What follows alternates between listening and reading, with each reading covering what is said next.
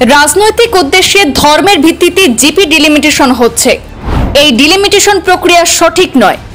রামকৃষ্ণনগর বিধানসভার কংগ্রেসীদের ক্ষোভ। ডিলিমিটেশন প্রক্রিয়া নিয়ে এবার প্রকাশ্যে মাঠে নামলেন রামকৃষ্ণনগর বিধানসভা কেন্দ্রের কংগ্রেস কর্মীরা। রবিবার সংবাদ সম্মেলনে করে তাদের অভিযোগ তুলে ধরেন দুর্লভছড়া ব্লক কংগ্রেসের সংখ্যালঘু শাখার নবনিযুক্ত চেয়ারম্যান শামীম আক্তার, যুব কংগ্রেসের বিধানসভা ভিত্তিক কমিটির সভাপতি আবুল কালাম আজাদ, দুর্লভছড়া ব্লক কংগ্রেসের সাধারণ সম্পাদক মুনমুন আহমদ। তারা অভিযোগ করে বলেন, ডিলিমিটেশনের মাধ্যমে সুষ্ঠুভাবে বিধানসভা কেন্দ্র কিংবা জেলা পরিষদ আসন গঠন করা যেত, কিন্তু আসামের লোকসভা বিধানসভা কেন্দ্র গঠনের সময় রাজনৈতিক পরিকল্পনা নিয়ে গঠন করা হয়েছে। ঠিক একইভাবে এখন জেলা পরিষদের আসন, গাঁও পঞ্চায়েত এমনকি ওয়ার্ডগুলো সম্পূর্ণ অবৈজ্ঞানিকভাবে শুধুমাত্র রাজনৈতিক উদ্দেশ্য চরিতার্থ করার জন্য গঠন করা হচ্ছে বলে গুরুতর অভিযোগ উত্থাপন করা হয়েছে। আমাদের হাতে মন্তব্য রয়েছে, আমরা সরাসরি শুনে নেব তাদের বক্তব্য। লোকসভা নির্বাচনের আগ মুহূর্তে প্রতিটা বিধানসভা আসামের বিধানসভা ডিলিমিটেশন হয়েছিল। এই ডিলিমিটেশন প্রক্রিয়ায় রাতাবাড়ি বিধানসভার নাম পরিবর্তন হয়ে রামকৃষ্ণনগর বিধানসভা হয়েছে এবং দক্ষিণ করিমগঞ্জ বিধানসভার একাংশ, বদরপুর বিধানসভার একাংশ এখানে এসে একাংশ মিলে এই নবগঠিত রামকৃষ্ণনগর বিধানসভা গঠিত হয়েছে। এখন চলছে পঞ্চায়েত ডিলিমিটেশন প্রক্রিয়া। ইতিমধ্যে খসড়া প্রকাশিত হয়েছে এবং খসড়ায় বিষম সংগতির অভিযোগ এনেছে বিরোধী দল কংগ্রেস সহ অন্যান্যরা। তো আমাদের সঙ্গে বর্তমানে উপস্থিত আছেন কংগ্রেসের দুর্লভছড়া ব্লক কংগ্রেস, রামকৃষ্ণনগর কংগ্রেসের বিভিন্ন পদাধিকারী। আমরা ওনার কাছ থেকে তাদের অভাব অভিযোগের কথা জানার চেষ্টা করব। তো বর্তমানে তো পঞ্চায়েত ডিলিমিটেশন হয়েছে এবং আপনারা এই ডিলিমিটেশন কংগ্রেসের তরফে আপনারা জেলা শাসক সহ সিইও কে স্মারকপত্র দিয়েছেন এবং আপনাদের বিভিন্ন অভিযোগের কথা তুলে ধরেছেন। তো মূলত আপনাদের অভিযোগটা কি নিয়ে? এই ডিলিমিটেশনে সাধারণ মানুষের কোনো ধরনের সুযোগ সুবিধা না দেখে কতিপয় শাসক দলের নেতার সুবিধার্থে এই ডিলিমিটেশনটা করা হয়েছে। এটাই এক কথায় জবাব। মানে আনিপুর জেলা পরিষদের, শুধুমাত্র আনিপুর জেলা পরিষদ নয়, রামকৃষ্ণনগর বিধানসভার যে চারটি জেলা পরিষদ সংগঠিত হয়েছে, এই চারটির মধ্যে আপনার মূলত কি অভিযোগ? এই চারটিতে বিসঙ্গতি প্রচুর হয়েছে এবং সবচেয়ে বেশি হয়েছে আনিপুর জেলা পরিষদ আসনে। আনিপুর জেলা পরিষদ আসনের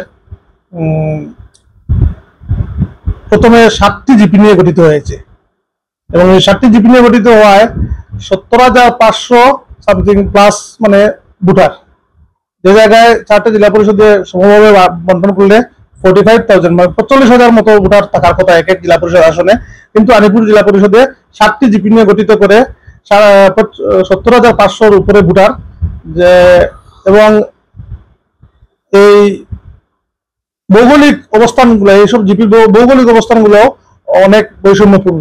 আপনি বলতে চাচ্ছেন যে ডিলিমিটেশনটা জনসংখ্যা বিন্যাস নিয়ে হওয়ার কথা ছিল, কিন্তু সেনা বৈজ্ঞানিক কোনো যুক্তি নেই, এটা শুধু রাজনৈতিক উদ্দেশ্যে করা হয়েছে। একদম অবৈজ্ঞানিক ভাবে শুধুমাত্র এইসব নেতাদের, পঞ্চায়েত স্তরের নেতাদের, শাসক দলীয় নেতাদের নিজস্ব মুনাফার জন্য এইটা করা হয়েছে। আমরা শুনলাম এই দুর্লভছড়া ব্লক মাইনরিটি কংগ্রেসের মাইনরিটি মোর্চার চেয়ারম্যান শামীম আক্তার মহাশয়ের বক্তব্য। তাদের অভিযোগ হচ্ছে যে এই ডিলিমিটেশন প্রক্রিয়া যেটা হওয়ার কথা, এটা স্বাভাবিক প্রক্রিয়া, সরকারি নিয়ম অনুযায়ী হোক, তাদের কোনো আপত্তি নেই, কিন্তু এই প্রক্রিয়াটা বৈজ্ঞানিক কোনো যুক্তি নেই।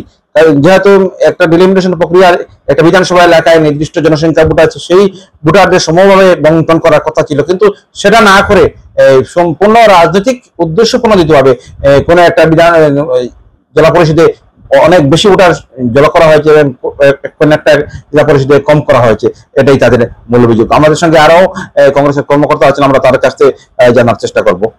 আমাদের সঙ্গে আছেন রামকৃষ্ণনগর বিধানসভা ভিত্তিক যুব কংগ্রেসের সভাপতি আবুল কালাম আজাদ। আমরা তার প্রতিক্রিয়া জানার চেষ্টা করব। আমরা ইতিমধ্যে মাইনরিটি মোর্চার চেয়ারম্যানের বক্তব্য শুনেছি এবং আবুল কালাম আজাদ দীর্ঘদিন থেকে যুব NSY পরবর্তী যুব কংগ্রেসের এবং রাজনৈতিক অভিজ্ঞতা আছে। আমরা তার কাছ থেকে জানার চেষ্টা করব যে এই ডিলিমিটেশন যেটা হয়েছে সেটা নিয়ে কংগ্রেসের আপত্তির মূল কারণটা কি। তো কি বলবেন আপনারা? প্রথমে পূর্বাঞ্চল প্রতিদিনের সাংবাদিক আপনাকে অসংখ্য ধন্যবাদ জানাই যে আমাদের এই অভিমতটা জনসম্মুখে তুলে ধরবেন।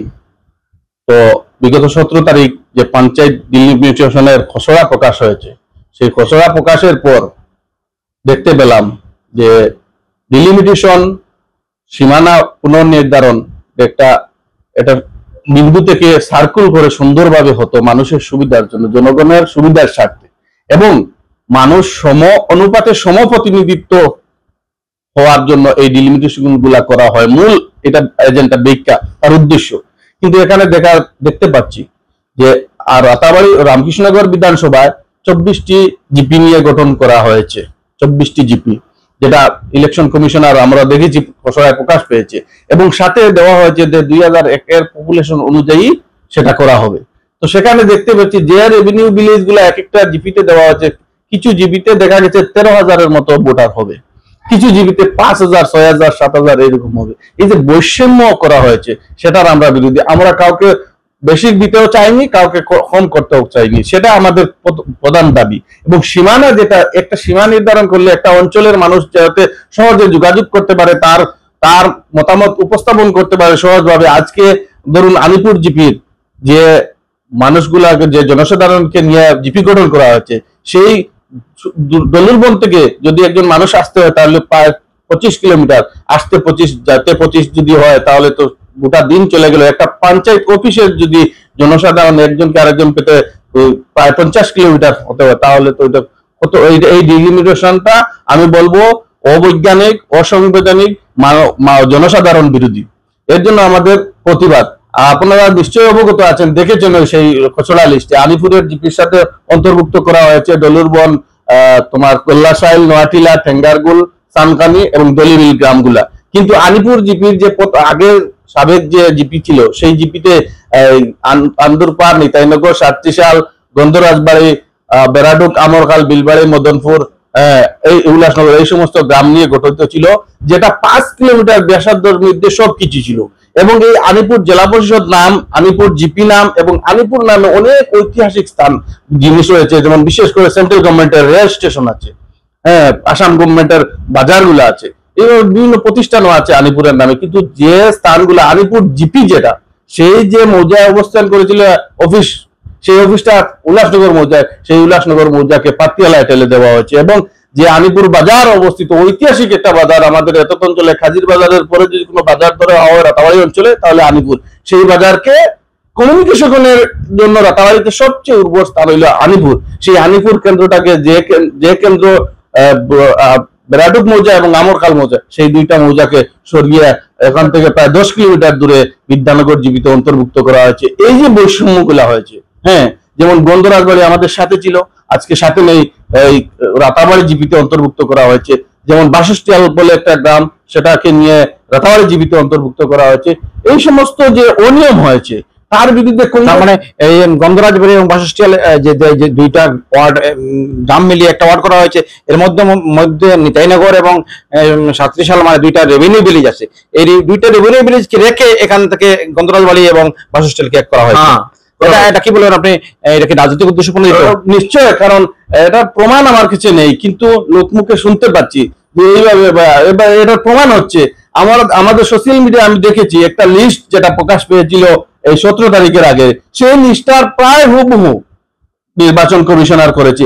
এখন যেভাবে শোনা যাচ্ছে, একই গ্রামের একই মৌজার মানুষ, কিছু মানুষ এই মৌজায় রাখা হয়েছে, অন্যত্র অন্য প্রকাশ হয়নি, এর লাগে বলতে পারবো না। আমি বলছি, যদি এটা কোনো কারো কেউ উদ্দেশ্য করে, আমরা একদম 100% শিওর যে কারো উদ্দেশ্য আছে এর পিছনে। যারা করছে তারা জনগণের স্বার্থে তো করছে। সামনে এসে ভাষক এবং বলুক যে বাসস্টিলকে রাতাবাড়ি জীবিতে অন্তর্ভুক্ত করা ভালো হয়েছে, এটা বলুক যদি সচ্ছাহত থাকে। আমরা বলছি বাসস্টিলকে রাতাবাড়িতে অন্তর্ভুক্ত করাটা অন্যায় করা হচ্ছে, আমি ওপেন ভাবে বলছি। এবং এটা যদি আলিপুর জীবিত অন্তর্ভুক্ত করা হয়, তাহলে জনসাধারণ এবং আলিপুরের সৌন্দর্য আরো বৃদ্ধি হবে। আর যারা করছে, যারা এটাকে সমর্থন করছেন, আমি বলবো আমরা যেভাবে সংবাদ মেল দেখে বলছি, তারাও সংবাদ মেল করে বলো যে না, এটা ওটা ঠিক না, ওটা ঠিক। এই তফাৎ আমাদের এবং শাসক দলের মধ্যে। শাসক দলের কোন বিশেষ করে মাইনরিটি মোর্চার কেউ বলতে পারবে না, কিন্তু আমার অনুমান যেটা, এরা এর পিছনে জড়িত আছে। তার মানে আপনি বলতে চাইছেন এই যে ডিলিমিটেশন প্রক্রিয়ায় যে সংখ্যালঘু অধ্যুষিত যারা জিপিগুলো যেভাবে কাটছাট হচ্ছে এর জন্য পিছনে সংখ্যালঘু মোর্চায় শাসক দলের সংখ্যালঘু মোর্চা দায়ী? 100%। এটা প্রায় পাবলিকলি শোনা যায়, কিন্তু এটা রেকর্ড নেই, এর জন্য বলতে পারবো না। এবং সংবাদ মাধ্যমে আমি দু একটা সংবাদে দেখতে পরিবেশন হয়েছে যে বিধায়কের গুণগান গাচ্ছেন যে মাইনরিটিরা ভোট দেওয়ার জন্য এইভাবে একটা জেলা পরিষদ মাইনরিটির জন্য সংরক্ষিত করা হয়েছে, মানে এইভাবে কিছুটা বলছে, নাম উল্লেখ হয়নি, সংবাদ মাধ্যমে দেখছি নামটা উল্লেখ হয়নি। তাহলে যদি ওনাদের থাকে, ওনারা দুটা, আমি বলবো হেয়ারিং এর এখনো সময় আছে, আপনারা স্পষ্ট হন যে এই যে খসড়া যেটা আউট হয়েছে সেটার পক্ষে না বিপক্ষে। আমরা একদম স্ট্যান্ড ক্লিয়ার কংগ্রেস, ভারতীয় জাতীয় কংগ্রেসের, যে আমরা এটার বিপক্ষে, কারণ এটা বৈজ্ঞানিক না অবৈজ্ঞানিক এবং অসাংবিধানিক অমানবিক, জনগণকে হেনস্থা করার জন্য এই খসড়া প্রকাশ হয়েছে, তার লাগি আমরা এটার চিন্তা জানাই।